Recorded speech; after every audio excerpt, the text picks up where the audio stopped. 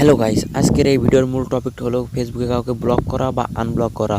অনেক সময় আমরা কাউকে ব্লক করে ফেলি অথচ আনব্লক করতে পারি না। তো আজকের এই ভিডিওতে দেখাবো কিভাবে কাউকে, এবং থ্রি লাইনসে ক্লিক করলে আপনারা এমন একটা ইন্টারফেস দেখতে পারবেন। এখান থেকে আমাদেরকে ক্লিক করতে হবে সেটিংয়ে, এবং আমি সেটিংয়ে ক্লিক করলাম। সেটিংয়ে ক্লিক করা মাত্রই আপনাদের সামনে এমন একটা ইন্টারফেস শো হবে।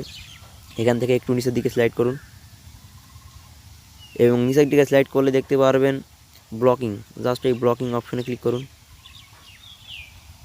এবং ব্লকিং অপশনে ক্লিক করা মাত্রই দেখতে পারবেন যাকে আপনি ব্লক করেছেন সকল লিস্ট। এখান থেকে আপনি চাইলে ব্লক করতে পারেন বা আনব্লক করতে পারেন। এখান থেকে দেখতে পাচ্ছেন প্রথম একটি option add to block list. Just এখানে ক্লিক করুন, এবং এখানে ক্লিক করা মাত্রই আপনাদের সামনে একটি সার্চ বক্স ওপেন হবে। এখান থেকে আপনি চাইছেন যে আইডিটাকে ব্লক করবেন, সেই আইডিটাকে সার্চ করুন। এক্সাম্পল হিসেবে আমি একটি আইডি সার্চ করছি,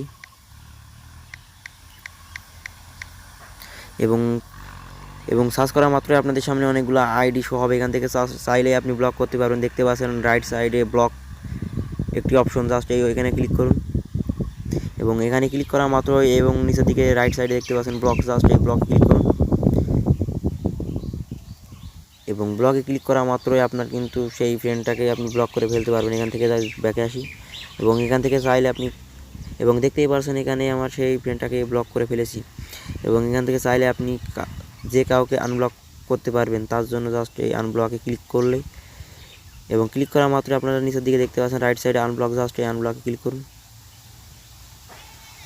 এবং ক্লিক করা মাত্রই আপনার সেই ফ্রেন্ডটাকে আপনি আনব্লক করে ফেলতে পারবেন।